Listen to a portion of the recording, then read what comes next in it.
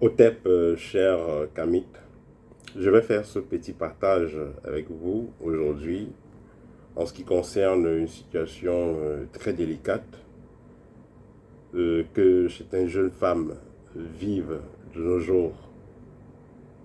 J'ai échangé récemment avec une jeune dame qui m'a fait comprendre qu'elle est dans de sérieux problèmes.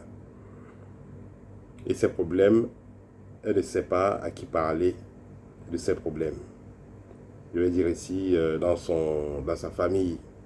Parce que quand elle part rencontrer les proches de l'église, parce qu'elle est chrétienne, quand elle part rencontrer donc des proches de l'église, on lui fait comprendre que ça va passer, qu'elle n'a qu'à prier. Elle a déjà fait plusieurs cérémonies à l'église, avec les enfants aussi, mais les choses ne changent pas. Quand elle rencontre sa famille, ses frères et sœurs, on lui dit que ça va aller. On lui demande de serrer la ceinture. Pourquoi? Parce que son mari, qui la persécute spirituellement, son mari met ses frères et sœurs à l'aise, c'est-à-dire qu'il leur donne tout ce qu'ils désirent. Alors, quel est le problème que cette femme traverse? Cette femme, le problème qu'elle a actuellement, c'est que depuis quelques années déjà, son mari couche avec ses filles. Le monsieur a des enfants, garçons comme filles. Son mari couche avec ses filles physiquement et parfois aussi il y fait les couches de nuit ainsi qu'avec ses propres garçons. Donc il perturbe tout le monde. Les enfants le savent et ont déjà expérimenté cela, ces expériences-là. La dame, elle n'en sait plus à quel point, à quel sens se vouer, donc c'est pourquoi elle me contacte. Alors, donc, vous avez ici donc le danger des loges. Pourquoi est-ce que euh, certaines personnes font ce type de pratique? Et qu'est-ce que vous pouvez faire quand vous êtes dans ce type de cas? Parce que ce sont des cas qui sont réels. C'est des cas que les gens vivent, mais parfois ne peuvent pas en parler. Il est clair que ce n'est pas toutes les personnes qui sont dans les loges qui font ce type de pratique. Mais il faut comprendre aussi que toutes ces personnes qui sont dans les loges-là n'ont pas le même degré dans ces loges-là. Parce que plus vous allez passer en degré, plus vous aurez les choses que vous demandez et plus vous aurez donc certains rituels que vous serez donc obligé de faire. Parce que quand vous entrez dans une loge, vous ne vous appartenez plus, vous-même vous appartenez à cette loge-là. Quand vous allez donc faire certains rites dans cette loge-là, où on va vous greffer certaines entités, vous serez obligé de subir de céder aux caprices de ces entités-là ou de ces démons-là, on peut appeler ça comme ça. Parce qu'un homme qui va aller coucher avec ses propres enfants, c'est parce qu'il veut récupérer quelque chose au niveau spirituel, que ce soit ses garçons, que ce soit ses filles. C'est parce qu'il veut récupérer quelque chose au niveau spirituel. Généralement, c'est pour absorber la lumière. Il va absorber la lumière de tous ceux qui sont autour de lui pour pouvoir, entre guillemets, maintenir son poste, pour pouvoir, entre guillemets, briller. Et moi, je vous ai toujours dit que ça révèle de l'arnaque. Pourquoi? Parce que pour avoir de l'énergie, vous n'êtes pas obligé de prendre de l'énergie sur autrui. Vous pouvez prendre de l'énergie dans la nature. La terre est là. Je vais parler de la terre-mère, elle est là. Le ciel est là. Le soleil est là. La lune est là. Les arbres sont là. Les cours d'eau sont là. Il y a de l'énergie à quantité illimitée dans la nature. Pourquoi est-ce que vous allez donc aller prendre ces énergies-là chez les personnes tout en perturbant le bien-être?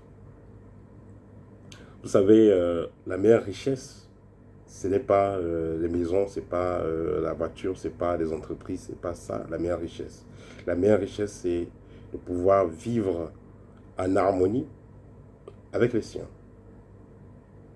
Vous êtes en harmonie avec les personnes qui vous entourent, vous êtes en harmonie avec la nature. Je pense que c'est la chose la plus importante pour quelqu'un qui est conscient.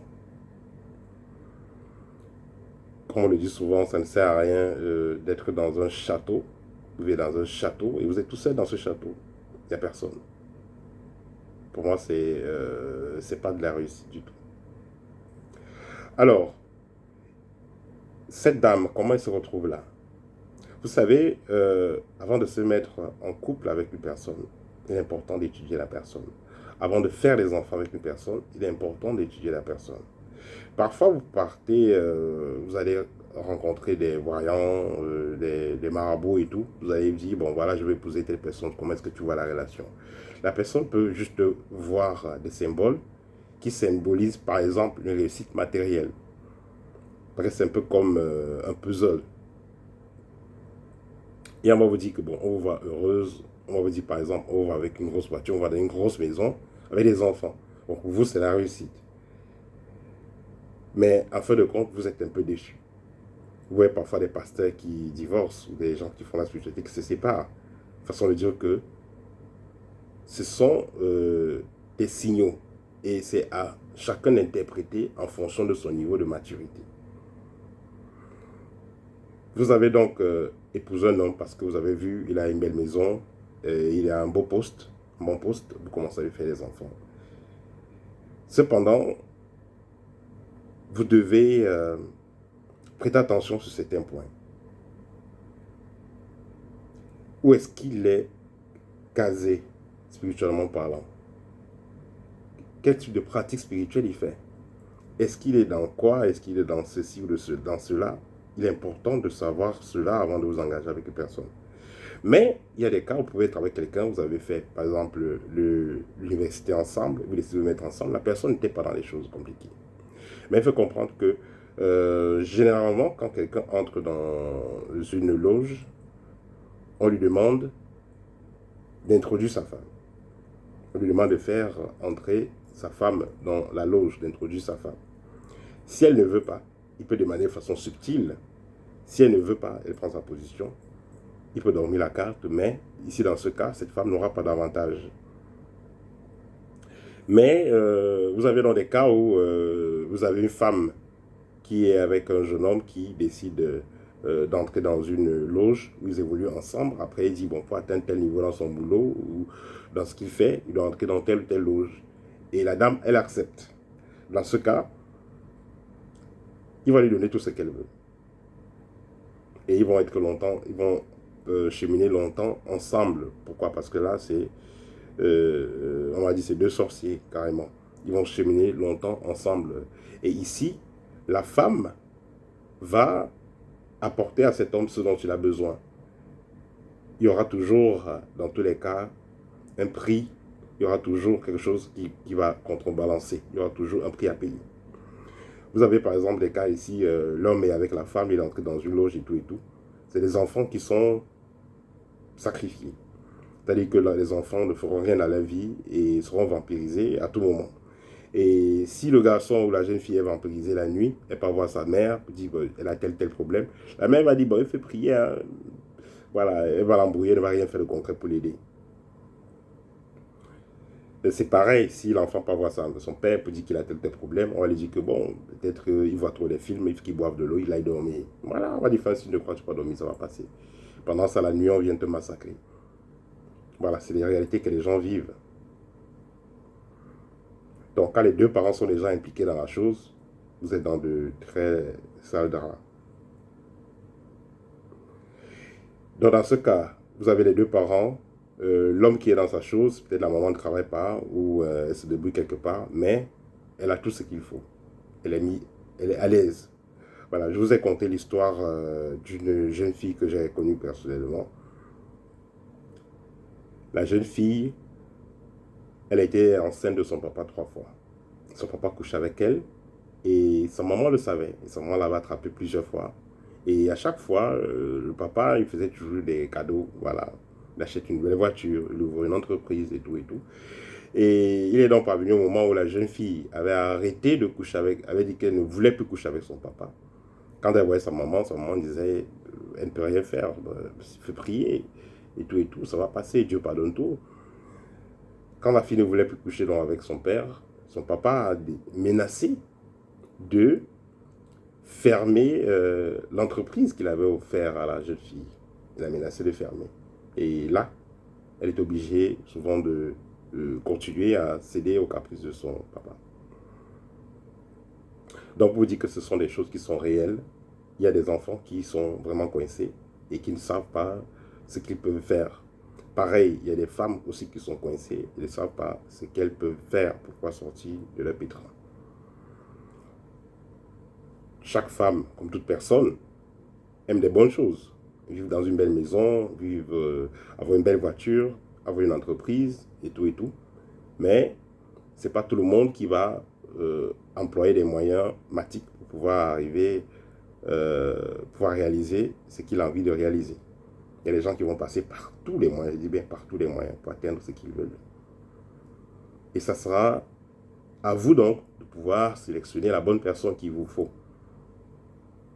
Parce que vous pouvez vous mettre avec quelqu'un, il est dans une loge, dans un cercle bizarre, il ne vous dit rien. C'est à vous d'observer et de comprendre ce qui se passe. Si vous ne le faites pas à temps, vous n'observez pas ce qui se passe, ou alors vous choisissez de fermer vos yeux, vous pouvez regretter plus tard.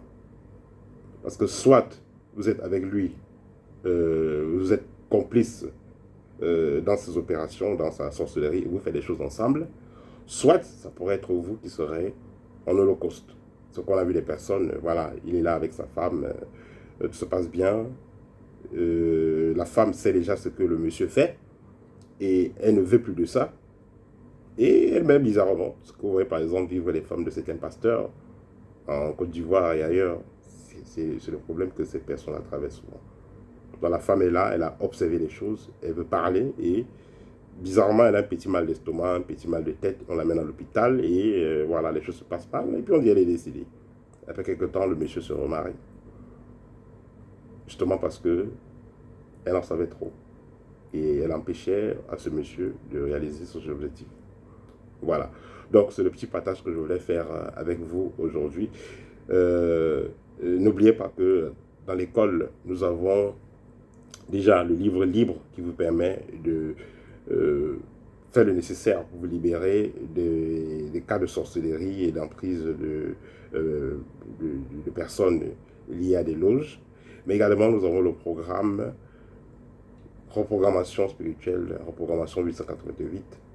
Si vous avez vécu des expériences très pertinentes, très négatives, très profondes, liées à des loges ou à des personnes sorcières, vous pouvez faire ce programme. Il va vous permettre de réinitialiser vos énergies et de partir sur de nouvelles bases. Peu importe la situation dans laquelle vous avez été